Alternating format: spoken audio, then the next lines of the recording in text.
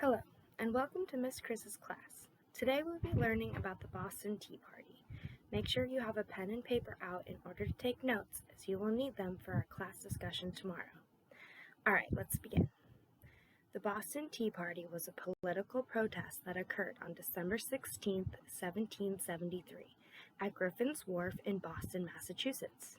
American colonists dumped 342 chests of tea imported by the British East India Company into the harbor in protest of the taxes being imposed on them. This was the first major act of defiance by the colonists. So, why did the Boston Tea Party happen? Prior to the Boston Tea Party, a series of taxes were imposed by the British. The British felt this was fair because they had accumulated debt fighting wars on behalf of the colonists, but the colonists disagreed. Tax acts such as the Stamp Act of 1765, which taxed every piece of paper from playing cards to business licenses to newspapers, and the Townshend Acts of 1767, which taxed essentials such as paint, paper, glass, lead, and tea, were imposed and made the colonists furious.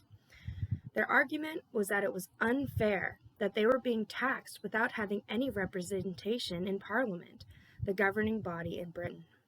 Take a moment now and pause this video. Watch a short video to learn more about the Townshend Acts. I'll be right here when you get back.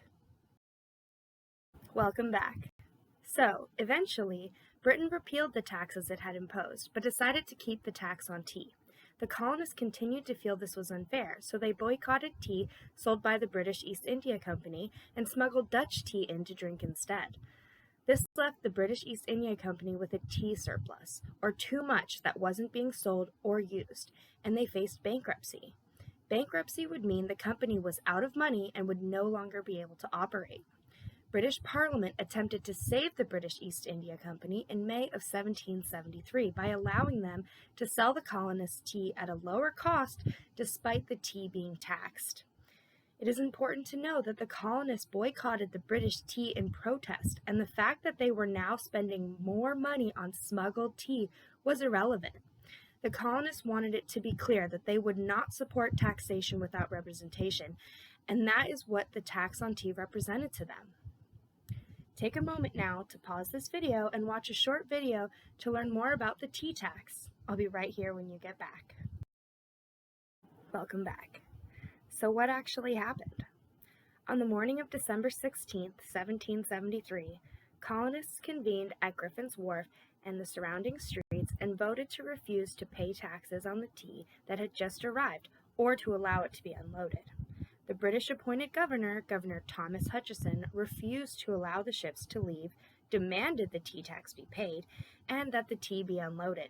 It was at this point that they were at a standstill, and neither side would budge, and stood true to their convictions. That night, a large group of men dressed in Native American clothing boarded the docked ships and threw 342 chests of tea into the water.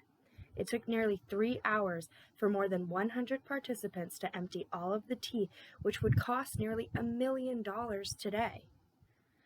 Take a moment now to pause this video and watch a short video to learn more about the events of the Boston Tea Party. I'll be right here when you get back. Welcome back. So what happened next? This was one of America's first peaceful protests, as no one was hurt, and the participants reportedly even swept the decks of the ships prior to departing. Unfortunately, there was aftermath. The response by King George III and British Parliament were the passing of the Coercive Acts, which we learn more about in a future lesson. For now, you need to know what they were in order to guide our discussion in class, as these were essentially the repercussions of the colonists' protests. Here they are. The Boston Harbor, which was an important harbor for trade, was closed until the tea was paid for by the colonists. Free elections of town officials were ended, and from now on, officials would be appointed by the British figureheads already positioned in town. Judicial authority was moved to Britain and British judges, which removed much of the colonists' freedom. Colonists were required to house British troops on demand. And finally, freedom of worship was extended to French Canadian Catholics under British rule, which angered mostly Protestant colonists. So, now that you know how the colonists were punished for their act of defiance, I would like you to write down how you feel about it. Consider the following questions. Did the colonists have the right to protest the tea tax? Do you feel their reason for protesting was justified?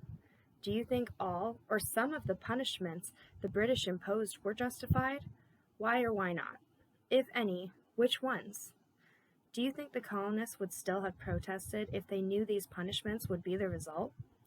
Can you think of any other ways the colonists could have protested taxation without representation? Save these notes for our class discussion and small group activity tomorrow, and feel free to go back and re-watch this lesson as many times as you'd like before class tomorrow. If you'd like to take a short quiz to review what you've learned, follow the link provided. Have fun, and thank you for watching. Goodbye.